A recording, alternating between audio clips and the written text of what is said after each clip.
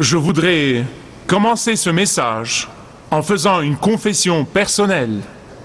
Il n'y a rien de plus déconcertant pour moi et rien de plus frustrant qu'une tâche inachevée.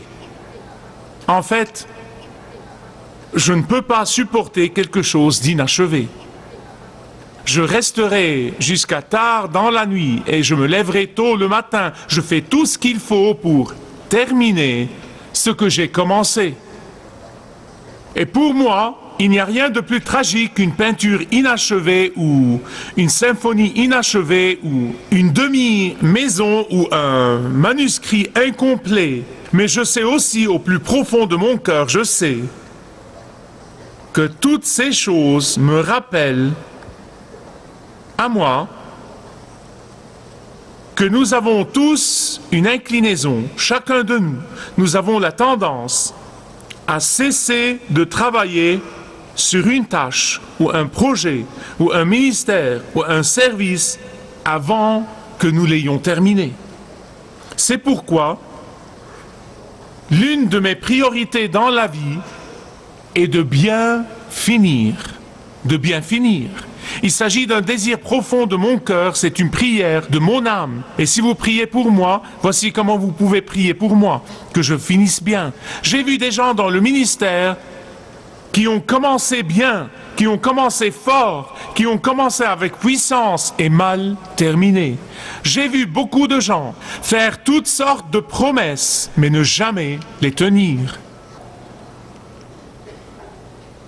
Et c'est pourquoi ma prière quotidienne est que je n'apporte pas seulement de la gloire au nom du Seigneur en le plaçant numéro 1, mais que tout près de ça, que je continue à amener la gloire jusqu'à ce qu'il me prenne dans sa gloire. Je veux bien finir, bien finir. Dans les quelques derniers messages, en commençant avec Daniel et ses amis, je me suis principalement adressé à un grand nombre de jeunes. Parce que Daniel avait 14 ans quand il a commencé à prendre position pour Dieu dans le palais du roi. Et nous l'avons vu, lui et ses amis, quand ils étaient de jeunes hommes ou des adolescents, ils ont pris fortement position pour Dieu. Mais aujourd'hui, je veux parler principalement aux mères et aux pères, aux grands-mères et aux grands-pères, en raison de cette étape dans la vie de Daniel. Même si elle parle à tout le monde de chaque génération, elle est particulièrement adressée à ceux qui sont un peu plus âgés. Nous avons vu Daniel et ses amis sans peur, engagés, enthousiastes, et nous étions impressionnés de voir ces jeunes garçons prendre ce genre de position. Nous étions impressionnés de leur engagement, de leur dévouement fidèle au Seigneur. C'est une chose d'être attaché au Christ quand vous êtes en difficulté dans la vie, quand vous rencontrez des problèmes dans la vie, quand vous êtes désespéré dans la vie. Et c'est une autre chose que d'être totalement dépendant du Seigneur quand vous êtes baigné dans des circonstances confortables.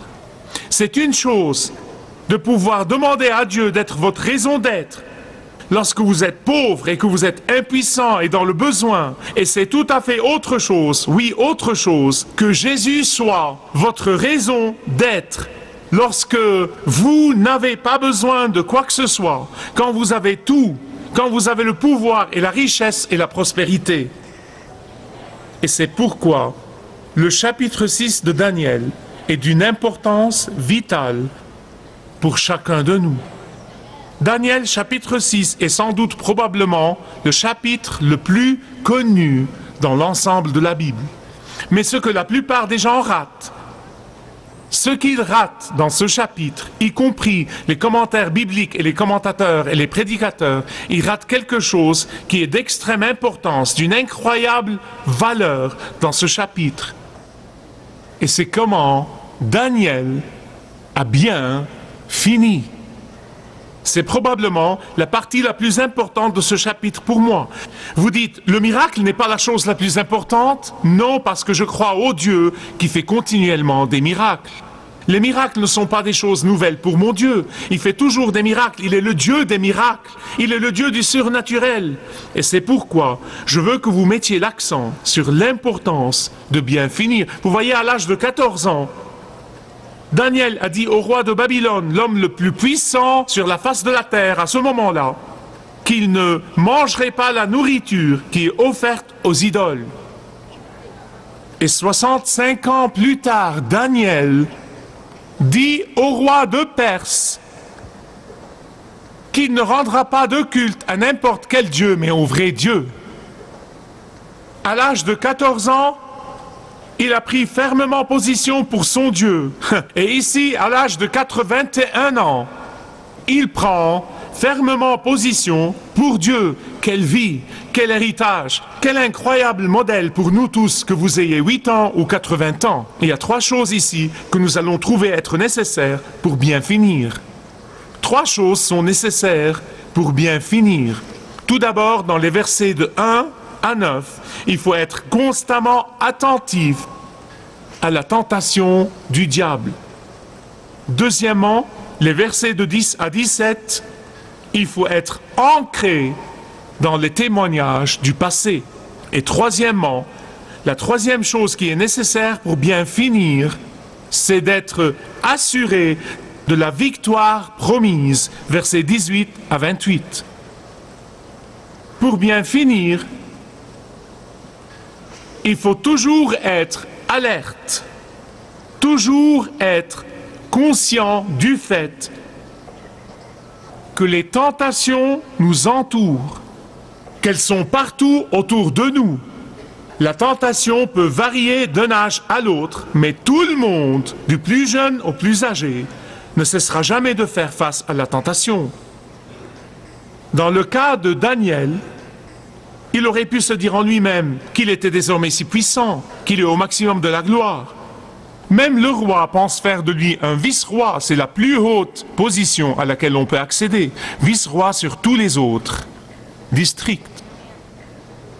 Et il aurait pu facilement dire, vous savez, j'ai survécu à l'empire babylonien, j'ai survécu au roi Nebuchadnezzar, j'ai survécu au roi Belshazzar, j'ai survécu à tant d'épreuves et de tentations de la vie. J'ai survécu à 60 années de pression et de tentation. Et maintenant, je peux certainement survivre au roi Darius. J'ai déjà survécu au puissant roi de Babylone. Je peux survivre les Mèdes et les Perses. Daniel aurait pu légitimement et naturellement se dire à lui-même « J'ai résisté à la tentation depuis l'âge de 14 ans. » Il aurait pu naturellement dire « J'ai été fidèle au Seigneur depuis mon enfance. Maintenant, il n'y a pas de tentation à laquelle je ferai face que je ne pourrai surmonter. Je suis maintenant à l'abri de la tentation. » Grave erreur. Grave erreur. Il aurait pu se dire à lui-même, comme le fit David, après toutes ses victoires et après tous ses succès, il a dit « Maintenant, je ne dois plus m'inquiéter. » Et vous savez que David a succombé et péché, non pas dans son jeune âge, mais en tant qu'homme plus âgé. Il aurait pu se dire à lui-même « Maintenant, inconsciemment tout au moins, permettez-moi de placer ma confiance en qui je suis et où j'en suis avec ce nouveau roi. » Daniel n'a pas trébuché sur sa bénédiction, David l'a fait. Pourquoi? Parce qu'il savait que Satan est toujours intrigant, il savait que Satan complote toujours, il savait que Satan n'arrête pas de tenter toujours chacun de nous. Et les collègues de Daniel et ceux qui lui faisaient des rapports, son personnel, sont devenus l'instrument de Satan pour le tromper. L'instrument du complot de Satan. Ils sont venus au roi avec des mots de flatterie. Et ils ont posé un piège. Ils sont venus à lui avec flatterie.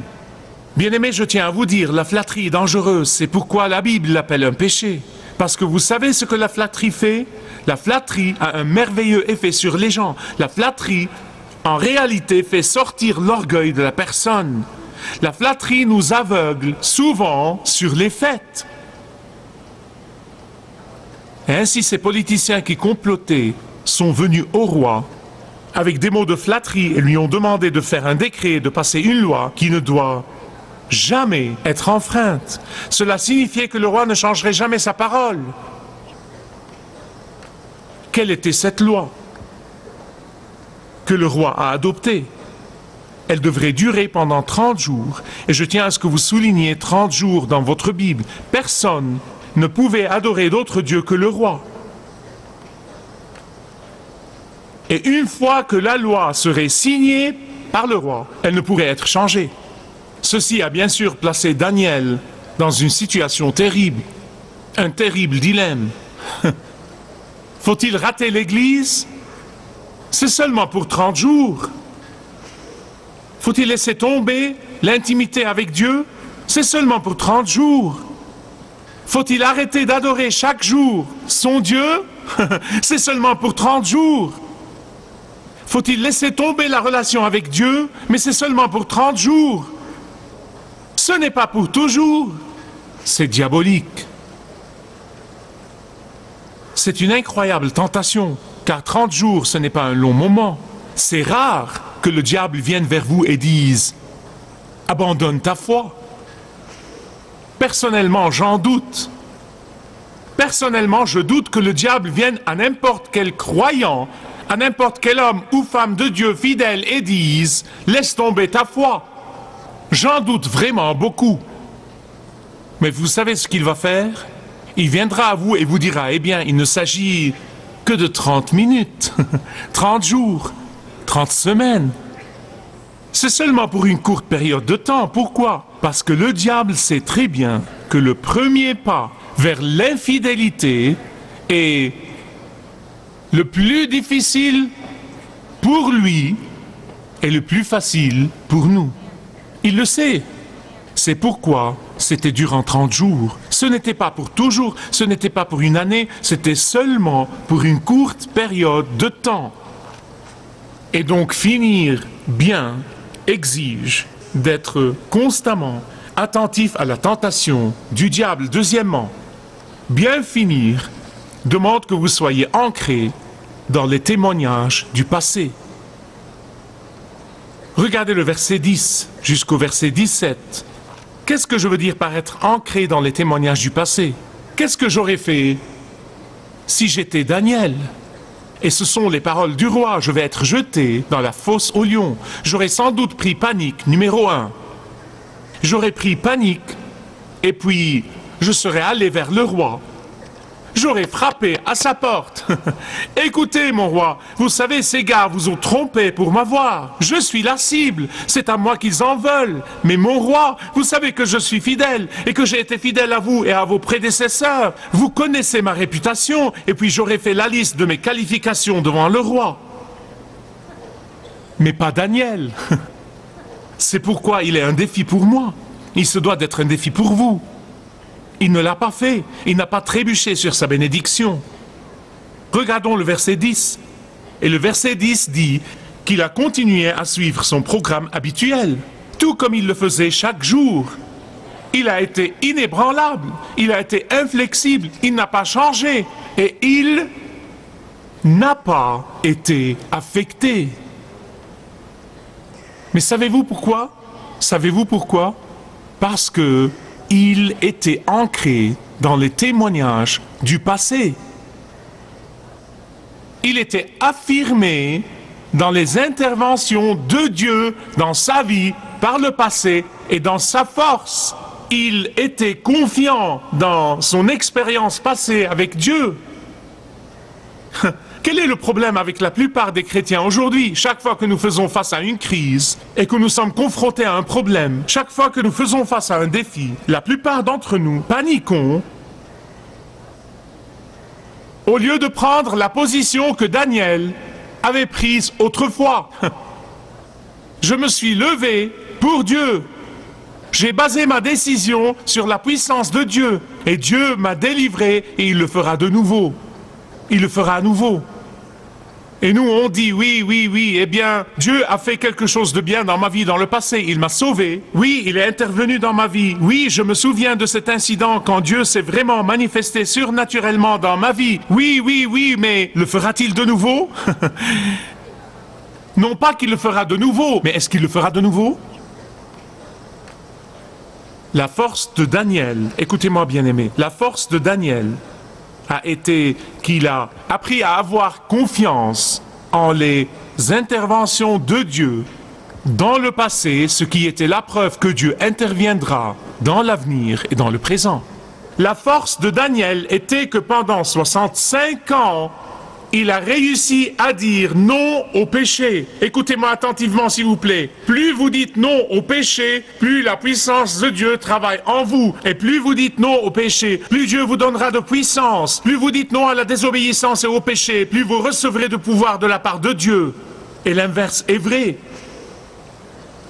Plus vous dites oui à la désobéissance et au péché, plus votre système immunitaire spirituel s'affaiblit. Et votre résistance devient faible. Et la puissance de Dieu ne peut pas travailler dans votre vie jusqu'à ce que vos os deviennent secs. Maintenant, je suis convaincu, comme j'ai examiné la situation sous toutes les coutures, je suis convaincu que la véritable fosse au lion n'est pas là où Daniel a été jeté.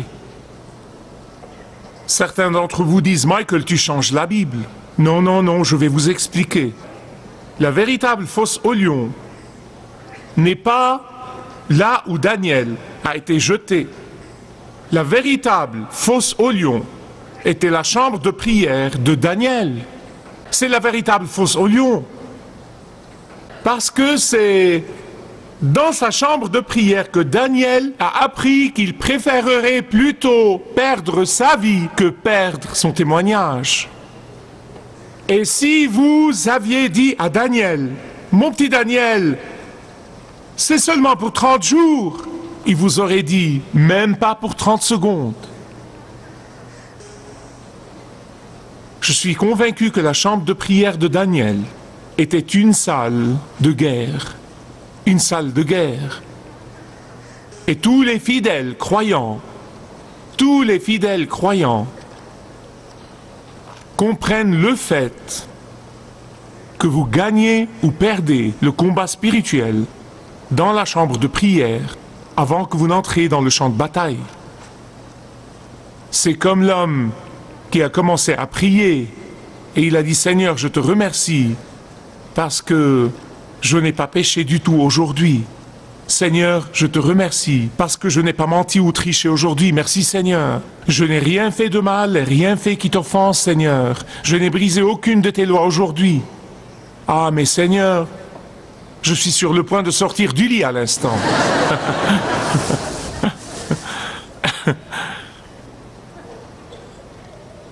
Quand Daniel a prié, il a prié en direction de Jérusalem. Certains se demandent qu'est-ce que cela signifie.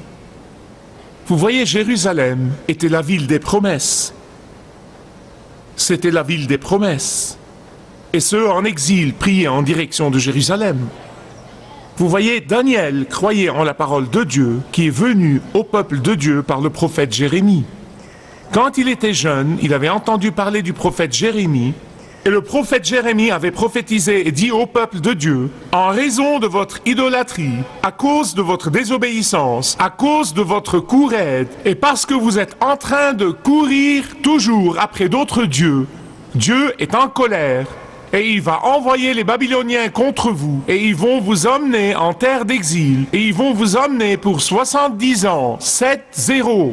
Et c'est seulement après ces 70 ans que Dieu va surnaturellement vous ramener.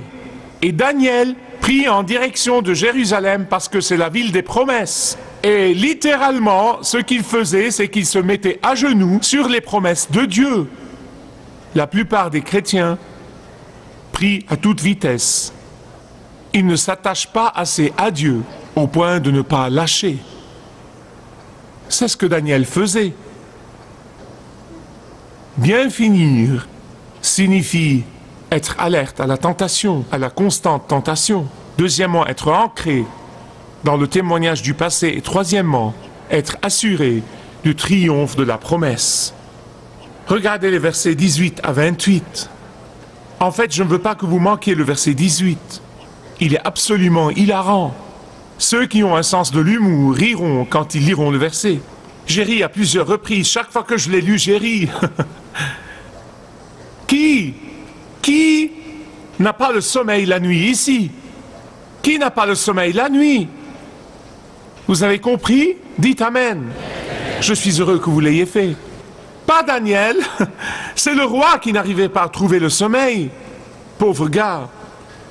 Parce que vous voyez, dès que Daniel a été descendu dans la fosse aux lions, les lions se sont couchés pour former un très beau lit pour que Daniel soit à l'aise et dorme confortablement. Et il s'est couché sur ses 12 peluches. Il a dormi comme un bébé. Mais le roi, qui vit dans une tour luxueuse, ne pouvait pas dormir. Il était agité et se retournait. Je veux que vous me compreniez bien. Dieu a promis la victoire et le triomphe à ses enfants fidèles et Dieu ne va pas changer d'avis. Vous remarquez que j'ai dit « ses enfants fidèles » parce que, écoutez-moi, nous vivons à une époque où tant de chrétiens évangéliques vont ça et là en réclamant les promesses de Dieu. Ils pensent que Dieu donne la victoire et le triomphe à tout le monde, à l'indiscipliné et à la personne qui ne passe pas de temps avec Dieu, la personne qui n'est pas fidèle à Dieu. Mais je ne trouve cela nulle part dans l'Écriture. Souvent, nous pensons que Dieu donnera la victoire et le triomphe à tout le monde. Nous voulons réussir sans être fidèles. Nous voulons recevoir les bénédictions sans remplir les conditions de la bénédiction. Et c'est pourquoi vous voyez comment Dieu délivre son serviteur fidèle. Et il ne le délivre pas des difficultés, mais dans la difficulté. Je tiens à vous dire ceci alors que nous sommes proches de la fin. Franchement, je préfère de loin être un enfant 2 fois dans une fosse aux lions que d'être dans le palais du roi 100 fois. Et c'est pourquoi le roi ne pouvait attendre que le jour se lève. Et il est très difficile de savoir ce qu'étaient les pensées profondes du roi. Peut-être que le roi se disait « Oh là là, ces lions doivent avoir complètement dévoré Daniel ». Et une autre partie de lui disait « Mais je connais le Dieu de Daniel, j'ai entendu parler du Dieu de Daniel, je sais qu'il est un Dieu puissant, j'ai vu la confiance dans les yeux de Daniel. » Alors, il était probablement agité, se tournait dans un sens et dans l'autre. Daniel est mort, peut-être pas. Daniel est mort, peut-être pas. Et donc, le roi faisait sans doute ce va-et-vient toute la nuit, jusqu'à ce qu'il se lève au lever du jour et court à l'endroit où était la fosse aux lions, s'attendant à moitié à ce qu'en l'ouvrant et en enfreignant son propre décret, s'attendant à moitié à ce que la fosse aux lions soit devenue le tombeau de Daniel. Il ne s'est pas rendu compte que c'était devenu le tabernacle de Daniel. La puissance de Dieu qui a ressuscité le Seigneur Jésus-Christ d'entre les morts est la même puissance qui a retenu ces lions affamés de dévorer Daniel. C'est la puissance de Dieu qui a veillé à ce que pas un seul os du corps du Seigneur Jésus-Christ ne soit brisé, qui a empêché les os de Daniel d'être brisés. Le Dieu qui a donné à Jésus-Christ le pouvoir sur la mort a donné à Daniel le pouvoir sur les anges de la mort. Et je tiens à vous dire autre chose. La lettre aux Éphésiens nous dit que l'apôtre Paul a dit que cette même puissance de résurrection travaille en tous ceux qui aiment le Seigneur Jésus-Christ. Le saviez-vous? Le problème, c'est que on ne la réclame pas. On ne la réclame pas parce que nous cessons d'être fidèles. Je finis par où j'ai commencé. Bien finir. Bien finir. Que ce soit le désir de votre cœur, car c'est le désir du mien. Finir avec encore plus de puissance, finir avec une plus grande force. Cela exige une chose, ça exige la fidélité. La fidélité est d'être constamment alerte à la tentation du diable en étant ancré dans les témoignages du passé et d'être assuré de la promesse de victoire que Dieu fait à ses enfants fidèles. Si vous désirez connaître Dieu d'une manière personnelle, demandez le livret « Retrouvez la joie que vous avez toujours désirée » et vous pourrez découvrir l'amour de Dieu pour vous et apprendre comment expérimenter son pardon.